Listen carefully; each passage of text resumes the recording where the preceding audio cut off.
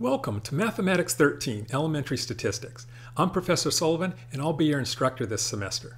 And by the way, congratulations. The fact that you're watching this video is an indication that you have accomplished your first task in this class. That is, you would receive the email from me indicating that the course is available. You're able to access Blackboard, log in, find this course, and navigate to the course information section where, in this video, I'm going to go over the course information sheet, which was a document that is also attached to the email. So let's take a look.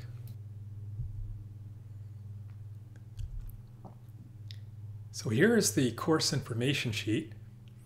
Now you're responsible to read this course information sheet because it contains all the information we need for the course. But I'm going to go over a few highlights here. For instance, statistics. Statistics is a very valuable discipline to study, because statistics teaches us how to collect relevant data. And it also shows us how to use that data to make informed decisions. This course is required for many majors because many disciplines use information to reach decisions. So therefore, statistics is required for many other majors, such as biology, business, chemistry, economics, engineering, medicine, physics, psychology, and sociology, among others. Now, information about me, the instructor. I've already introduced myself. My name's James Sullivan, but here's all kinds of contact information for me. You have my mail address to send me mail, email address to send me email, the telephone number for my office, where I also have voicemail services. There's a fax number and a URL, which is the web page for additional information that I have. If you need to come and see me, I have a couple of ways to do that. One is by office hours on campus. On Mondays and Wednesdays from 8 a.m. to 9:20 a.m. on the Rockland campus in room 313D of Building V, I'll be in my office for you to come seek help. Also, I have online hours available on Tuesdays and Thursdays from 10:30 a.m. to 11:30 a.m. via Skype to Professor Sullivan. So if you have the Skype software loaded on your computer or tablet or smartphone, you can add Professor Sullivan to your contacts and then be able to call me over the internet, either by voice if you have a microphone available, or via a video chat if you have a video camera and microphone available. Now, there are several requirements that you need to meet in order to successfully complete this course. One is academically. The prerequisite for this course is intermediate algebra, or the equivalent of Algebra 2. The lessons presented in this course assume that this level of mathematical preparation has been achieved. But statistics is a discipline that not only depends on a certain level of math ability, but also relies on good verbal and communication skills. Students possessing satisfactory reading comprehension and writing skills perform better in this course than students who do not. That is, because in this course, we use both mathematical ability and verbal ability to answer questions pretty much equally. You not only calculate results in this class, we also then explain or interpret those results. Other personal attributes such as dedication to the course, motivation to learn, time management, and organizational skills will also enhance your opportunity to succeed in this class. Other requirements. Since this course operates in an online environment, there are numerous technological components that are absolutely necessary in order to participate in this course. It is the responsibility of the student to ensure that these technological components are available and operational for the duration of the semester. Now, my role in this course is to provide you with a supportive learning environment in order to teach the Mathematics 13 Elementary Statistics curriculum. The online technology components required to successfully participate in this course are not part of that curriculum, so I will not be providing you with that instruction. Students enrolling in online courses are presumed to be knowledgeable and adequately prepared to meet the technological demands of the online course environment. Now, if you encounter any sort of technological difficulties, you need to speak directly to the appropriate technology provider, such as your internet service provider, software application developers, hardware manufacturers, or Blackboard's toll-free number for technical support services if you have any problems dealing with Blackboard issues. Or you can refer to Sierra College's Distance Learning Department's webpage, where they have lots of valuable resources for helping you navigate the online course. Now, the instructional content for this course is accessed via Blackboard's course management system. So students are required to have regular access to a computer system with a reliable, high-speed internet connection and an operating system, browser, and necessary software applications that are compatible with the Blackboard system. If you don't know what operating systems and browsers and software are compatible with that system, you can go online to Blackboard's website where they can tell you the current acceptable, compatible technology components. Now, in this course, the primary method of instructional delivery is by way of streaming video lessons and examples. So you must have a computer system that is capable of streaming videos online. If you don't, there's really no way that you can successfully navigate this course. Also, the standard file format used to produce and provide documents in this course is Adobe's Portable Document Format, or PDF. So, anytime I provide you with a document in this class, it's in PDF format, so you need to have the ability to read these PDF files. And also, any sort of document you send back to me for evaluation, such as projects and exams, you need to have the ability to save that result or file in PDF format. You can go to Adobe's website to get information on how to get access to Adobe PDF file readers and production software.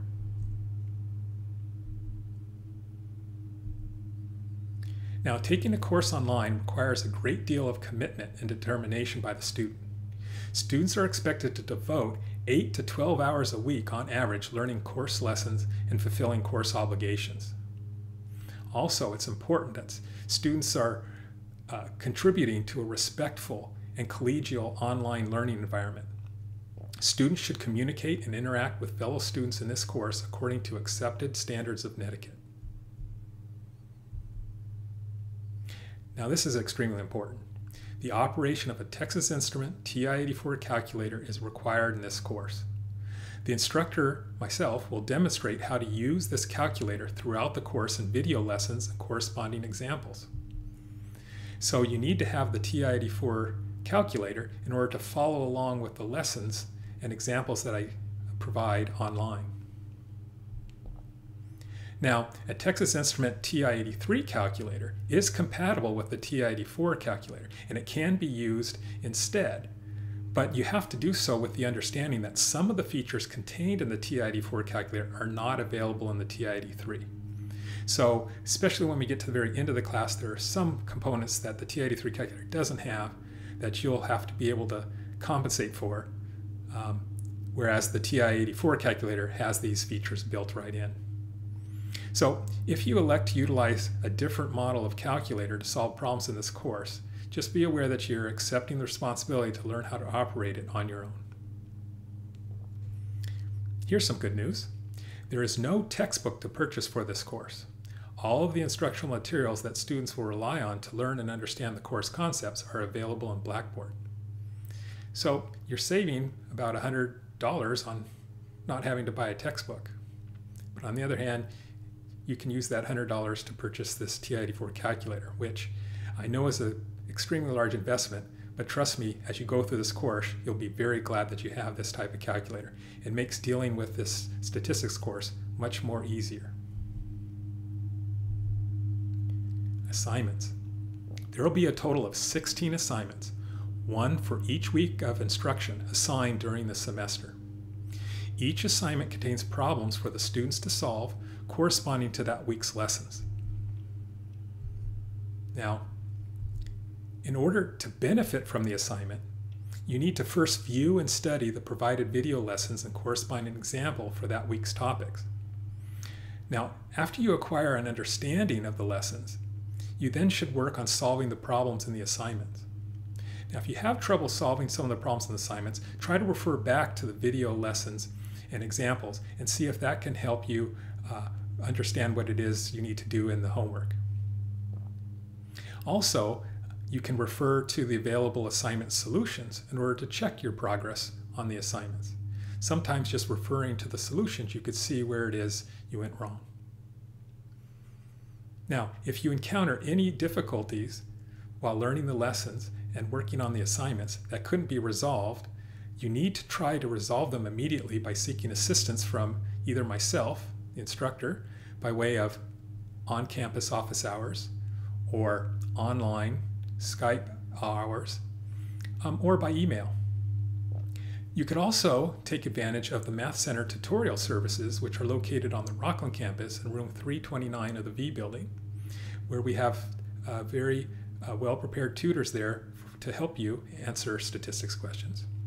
Or you can also engage in online discussions with other students in the course. And sometimes interacting with the students in this course, you can help each other solve problems. Now, after you complete your assignment, you must confirm your level of understanding by completing the assignment assessment online via Blackboard. So there is a place in Blackboard that you'll go to where I will ask you certain questions coming from the assignment. So make sure when you go to take the assignment assessment, you have your assignment with you. And then as I ask questions about the assignment, you can refer to your assignment and input your responses. The assignment assessment must be completed and confirmed by the end of the instructional week. Now, each of the 16 weekly assignments will be evaluated on a 5-point standard scale. I will explain that scale later.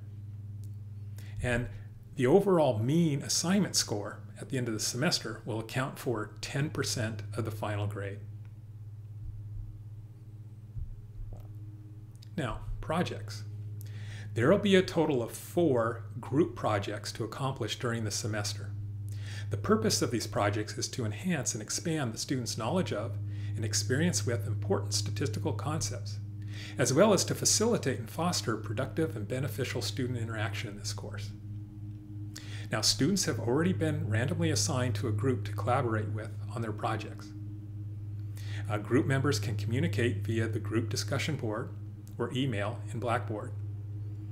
Although the work submitted and the grade received will be as a group, each group member is accountable for all aspects of the project. Now, these group project reports must be completed and submitted via Blackboard in PDF format by the end of the instructional week that's designated in the course calendar. Project reports submitted after the designated instructional week will not be eligible to receive satisfactory evaluations. Each component of the project report will be evaluated on a 5-point standard scale. The overall mean project score at the end of the semester will account for 10% of the final grade. So, to be clear, these projects are done in groups. Each group member must contribute on this project. There is one project report coming from the entire group. So make sure every group member understands and agrees that the one single project report that's submitted for the group is representative of the work that that group wants to submit. And then whatever evaluated score that that project gets, every group member will get that project score. Examinations. There will be a total of 4 examinations administered during the semester. The examination periods are designated in the course calendar. Students will be allowed to complete their exams online via Blackboard anytime during the designated instructional week. Once the student initiates the examination process, they'll have a maximum of 150 minutes to complete and submit their solutions. Student solutions to the examination problems must be uploaded via Blackboard in PDF format.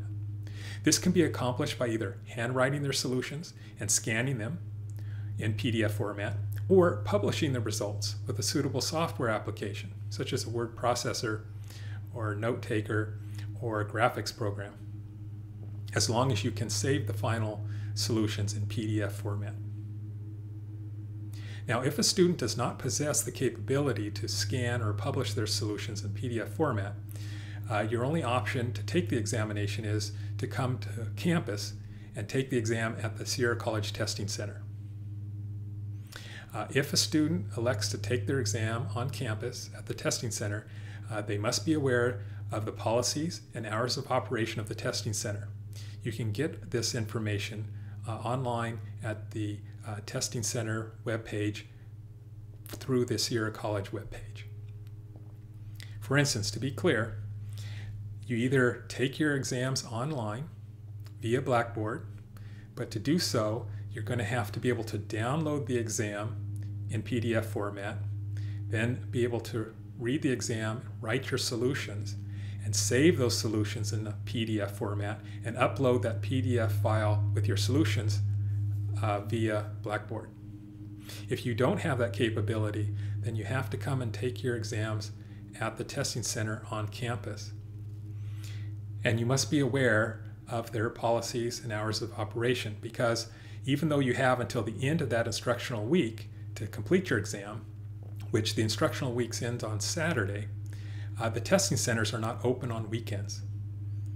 Whereas you can take the exams online any day, any hour during that instructional week. You can't come to campus any day, any time that week to take the exam, because the testing center is only open certain days and certain times. Now, when taking these exams, you're allowed to operate your calculator and refer to one page of notes. Now, to be clear, one page of notes is a standard 8.5 by 11 sheet of paper, and you could use both the front and the back to write or print whatever you want on them. Now, the solutions to the exam problems submitted to me by you must be your work and your work alone. Students are not allowed to receive any assistance from any other source while completing their exam. If you do, it's considered cheating, and students who fail to comply with these directions will be in violation of the Sierra College Standards of Conduct policy and subject to disciplinary action. Now, each examination should be considered comprehensive, since previously learned material will be used throughout this course to develop subsequent concepts.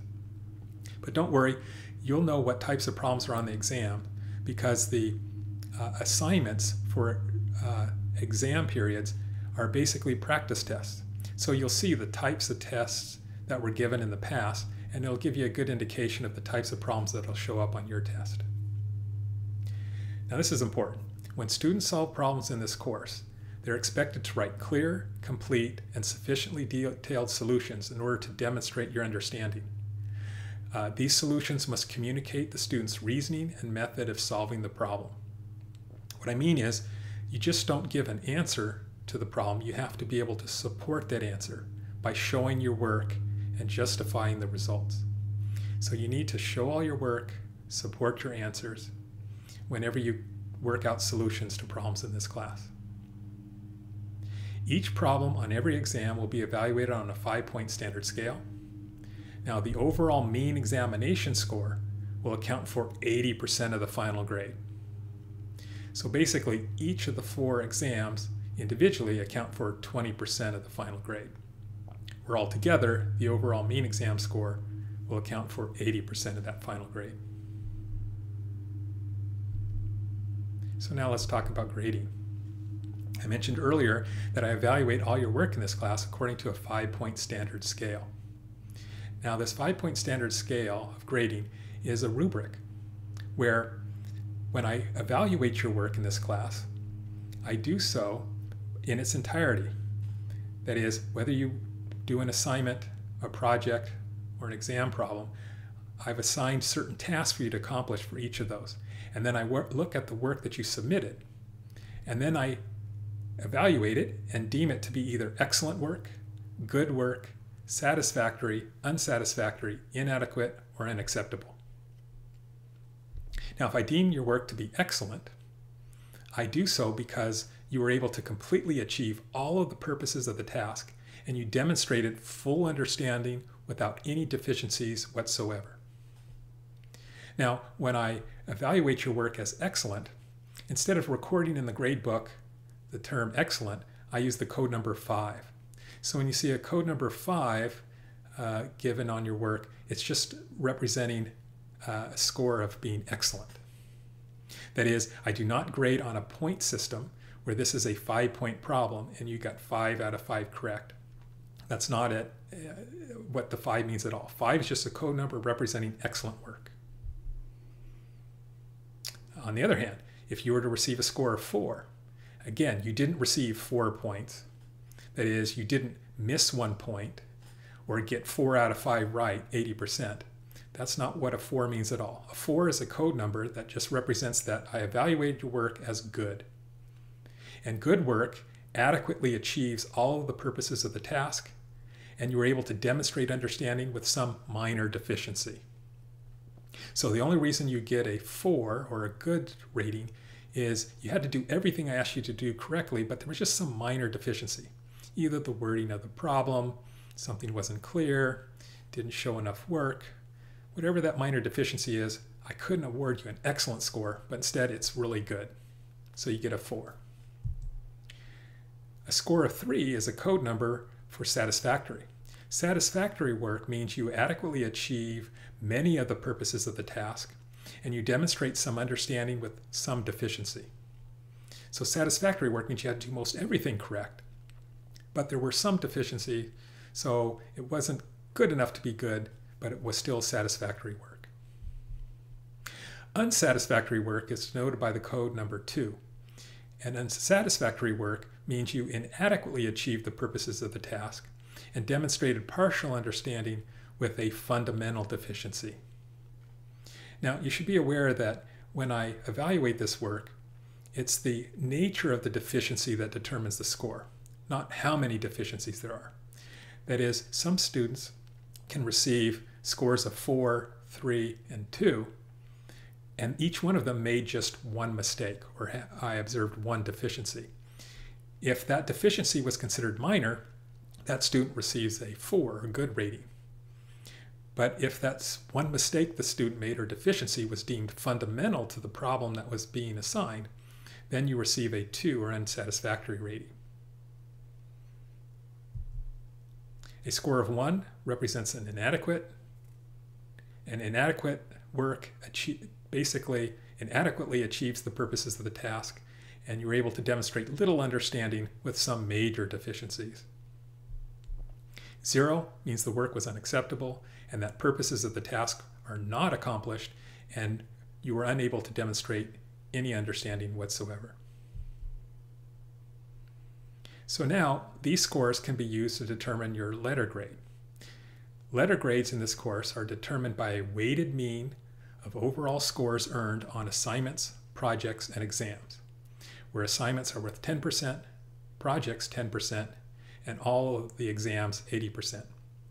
When you combine these scores all together in this manner, it will produce an overall final score in the class on the scale from 0 to 5. And letter grades of A, B, C, D, and F are assigned according to this scale here.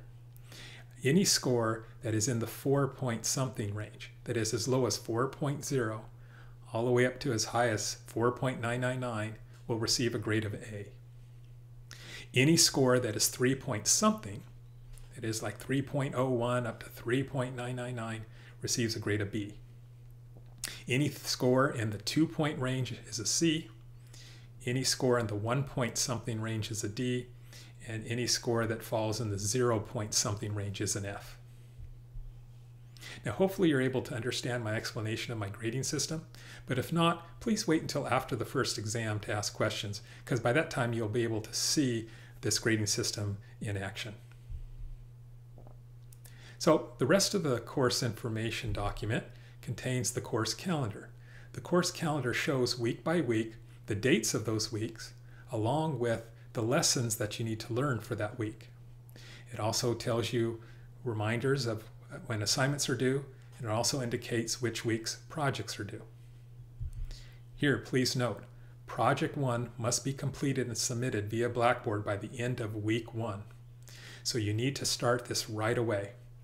Get the project now, start working with your group members in collaboration on completing this project, and make sure that everybody contributes and you produce one final project report that is submitted via Blackboard by the end of this week. So each week goes until we basically cover about a month, 4 weeks, and then we have an exam. Week 5 will be our first examination week. And during examination weeks, the assignment, as I mentioned earlier, contains a practice test, a test that was given in a previous semester. Use it to help you prepare for your exam. That is, you should not only study the types of problems and make sure you understand all those concepts so that you can be prepared for your exam, but also try to prepare your solutions in that PDF format so that you've had practice doing that. So when you take your actual exam, you've already have prepared for and practiced that process. If not, if you're unable to do that, then you need to go and take the exam at the testing center. This whole cycle, where you go week by week, studying lessons, doing assignments, concluding after about 4 weeks with an exam, and during that period there's a project, is repeated over again. So here we have the next 4 weeks of instruction where we have assignments and then a project. Note project 2 is due at the end of week 8. And then examination 2 occurs at the end of that instructional period, in this case at the end of week 9.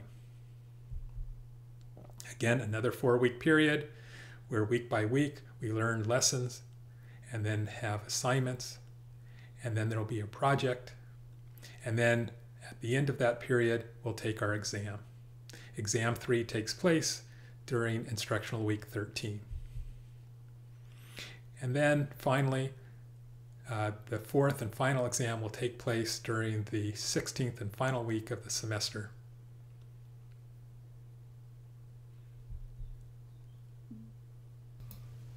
So there you have it. Now you're ready to begin the class. Just go to the weekly lessons section and start week 1. And as long as you remain motivated and committed to understanding and learning the material in this class, and you dedicate enough time and attention to allow yourself the opportunity to do so, without a doubt, you'll be able to successfully complete this class. But if you come across any problems along the way, please don't hesitate to contact me. I'm here to help you, so please let me know if I can help. So, here's to a good semester. Good luck.